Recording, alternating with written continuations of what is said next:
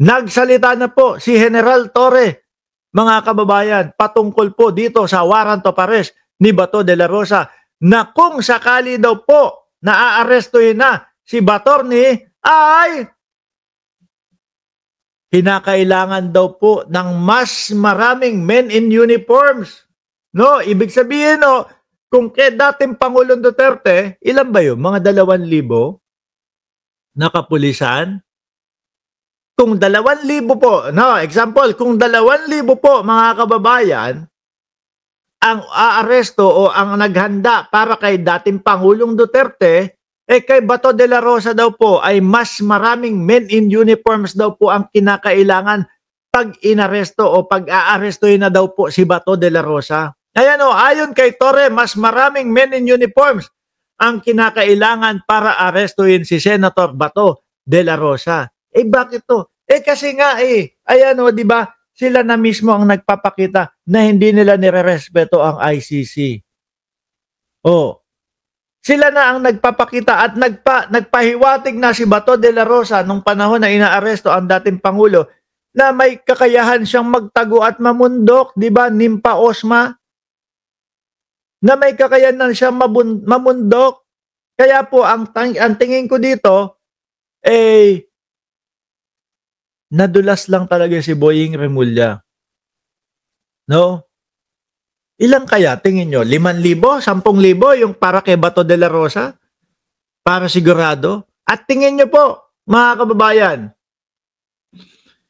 kaya ba pinagbakasyon si General Torre?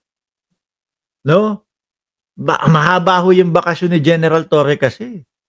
Isang buwan ho. Di ba? Ang haba ng bakasyon niya. Tingin nyo, kaya pinagbakasyon siya kasi meron na namang isang mataas o kilalang tao ang aarestuhin na naman siya. Aba, baka lumagpas na ho ang star ni General Torre, mga kababayan. Nakailang star na ho yan. Di ba? Unang star niya, kanino? Kay Kibuloy. Pangalawang star niya sa dating Pangulong Duterte. Pangatlong star niya, yung boxing nila ni Baste Duterte na si Baste puro hamon. Pagka kami nagsuntukan niya ni General Torre, mabubugbog ko yan. Nung kinasahan ho, mga bossing, sinet upan ng ring, wala, hindi pumunta, nagtago. Tingin nyo pang-apat na star ni General Torre, si Batorni? Tingin ko siya din ho ang aaresto dyan Kasi subok na Ilang beses na, nakailan na. At hindi ho basta-bastang mga tao yung mga inaresto nito. Kibuloy na milyonaryo, bilyonaryo, dating Pangulong Duterte, dating presidente. Pero bakit po ganun? Bakit mas mataas at mas madami ang ihahanda kung sakali ni Torre dito kay Batorni? Kasi puro malilibog po sila. Ay! Ano yun? Anak ng putik na to si Chio. Bigla na lang nagko-comment na gano'n na nababasa ko No? Hindi. Kaya ho kasi mga kababayan, mas madaming kapulisan ang ilalagay dito kay Bato de la Rosa kasi nga po nakita na natin yung naging reaksyon ni Bato noon pong inaaresto ang dating Pangulong Duterte. Di ba namumundok? May tsansa naman laban nga din ho ito mga kababayan Kaya kung 2,000 kay dating Pangulong Duterte, baka mga 5,000 kay Batorni.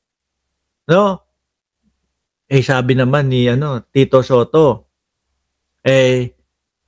bawal arestuhin si Bato de la Rosa kapag nasa loob ng Senado. No, pagka sa loob ng Senado.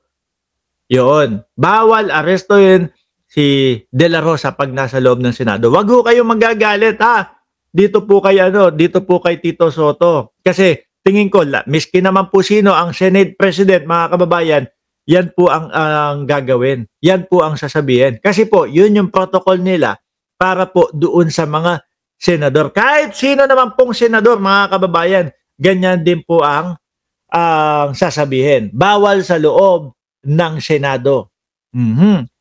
Pero ang expect ko na magsasabi niyan si Chis Escudero. 'Di ba?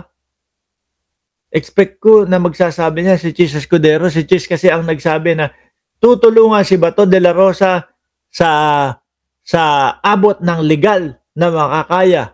Ganyan daw ho. Biruin nyo, isipin nyo na lang. Kung si Bato de la Rosa, sabi ni Chi ulit, tumira doon sa loob ng Senate. Biruin mo, siguro araw-araw ho, nasa labas yung mga kapulisan, ano? Nasa labas. Yung, siyempre, Interpol po, kukonekta po yan sa PNP. Yung mga PNP naman po, dahil naman po konektado tayo sa Interpol, susunod po sila doon. Hindi naman po pwede na ang Pilipinas, Interpol, tulungan nyo naman kami, hulihin si Alice Guo. Interpol, tulungan nyo naman kami na mapauwi si Tebes. Interpol, tulungan nyo naman kami na hulihin si ganito. Hindi naman pwede na lagi tayo yung, Interpol, kailangan namin ng tulong. Ngayon, ICC, kumonekta sa Interpol. Nakiusap, Pilipinas, tulungan nyo naman kami na ma-serve ang warrant of arrest kay Bato de la Rosa. Tapos tatanggihan natin. Mga boss, baka hindi na tayo makaulit sa Interpol. 'Di ba? Give and take lang 'yan. Yun din po yung naging dahilan kung bakit po naiuwi. Naiuwi sa Dahig si dating Pangulong Duterte. Yun na yung bahay niya ngayon. 'Di ba? Doon na siya nakatira, ngayon sa ICC Yun din po. Imagine niyo, araw-araw yung mga kapulisan nandoon sa labas ng Senado. Yung paa ni Bato de la Rosa hindi pwedeng tumuntong yung isang paa doon sa labas ng Senado kasi hahatakin na yun, di ba? Yung isang paa mo nasa labas na ng Senado, hahatakin na yun, mga kababayan. Huli ka na, arestado ka na. Sakit sa ulo niyan. Mga bossing, magpapasko pa naman. Isa pang botohan. Tingin niyo po ba aabot si Bato de la Rosa ng Pasko sa Pilipinas? Nakapiling yung kanyang mga mahal sa buhay? Nung huli kong nakita, mga kababayan, is nag-ice bath si Bato. Parang nagpa-practice ho sa lamig, mga boss chief amo sir. Kasi malamig sa Netherlands Nagpa-practice doon sa ice bath ho, mga bossing.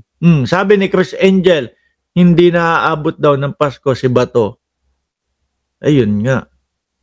Mukhang tingin ko din, malabo at mukhang hindi na nga ho aabot. No? Si Bato. Ano ba itong okay. Ngayon ho, tigilan na natin si Bato. Baka po kumakain, baka po nagle-late dinner si Bato, hindi na po makakain, kaka-ICC natin, tapos sasabihan nyo pa, baka hindi na umabot ng Christmas si Bato. Aabot yan sa Hague na, sabi ni Mr. DC.